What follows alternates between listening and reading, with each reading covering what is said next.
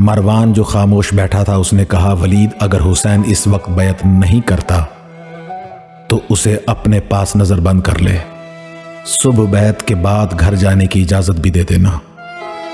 अगर बसूरत आज़ादी हुसैन अब घर चला गया तो फिर कभी तुम लोग हुसैन से बैत न ले सकोगे। बहुत सी खून रेजी के बाद भी ये बैत नामुमकिन हो जाएगी।